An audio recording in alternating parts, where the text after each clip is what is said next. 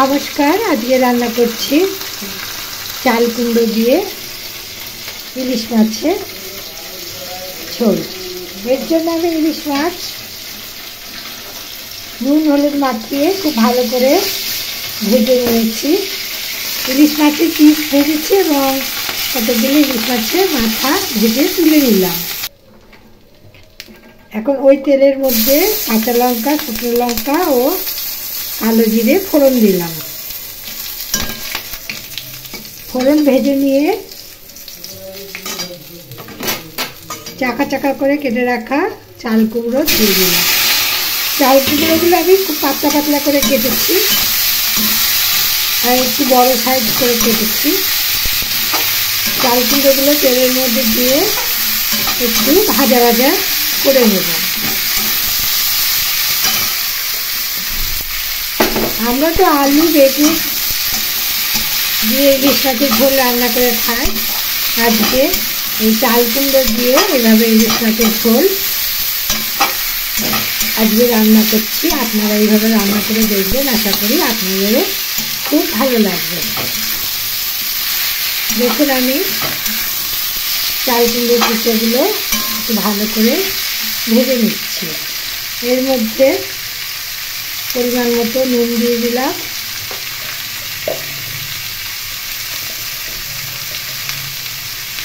পরিমাণ মতো হলুদ দিয়ে দিলাম আর টমেটো, শুকনো লঙ্কা, কাঁচা লঙ্কা, আদা বাটা এর মধ্যে আমি দিয়ে দিলাম। এই বাটার মধ্যে রয়েছে জিরে গুঁড়ো এবং লাল লঙ্কার গুঁড়ো। এগুলো দিয়ে ভালো করে আমি কষিয়ে নিচ্ছি।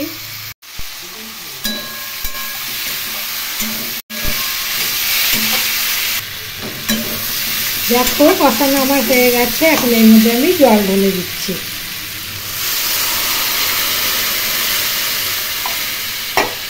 একটু ঝোল ঝোল রাখবো, তাই জন্য একটু বেশি করে জল দিলাম। ঝোল ফুটে উঠলে এর মধ্যে ভেজে রাখা ইলিশ মাছের টুকরোগুলো দিয়ে দেবো।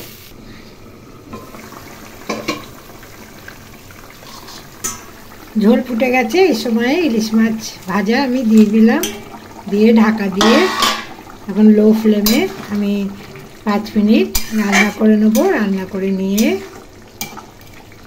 গরম ভাতের সাথে পরিবেশন করে নেব।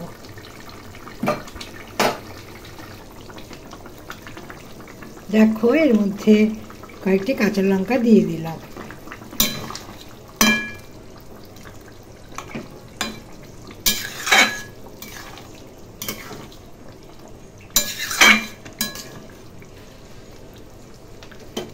আর মিনিট 2 এইভাবে লো ফ্লেমে আমি রান্না করে নেব।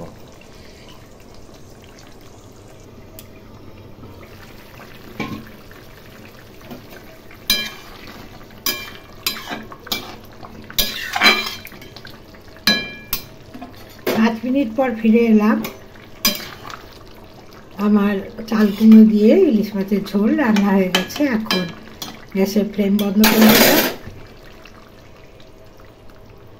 এবং অন্য পাত্রে নামিয়ে নিলাম। আজকের রেসিপি এই পর্যন্তই। আজকের রেসিপি যদি আপনাদের ভালো লাগে, লাইক, শেয়ার, কমেন্ট করবেন এবং শৈলী হোম কিচেন চ্যানেলটি বেল আইকন সমেত সাবস্ক্রাইব করার অনুরোধ রইল। সবাই ভালো থাকবেন, সুস্থ থাকবেন। আজকের এই রেসিপি দেখার জন্য আপনাদের সবাইকে অনেক অনেক ধন্যবাদ জানাই। নমস্কার।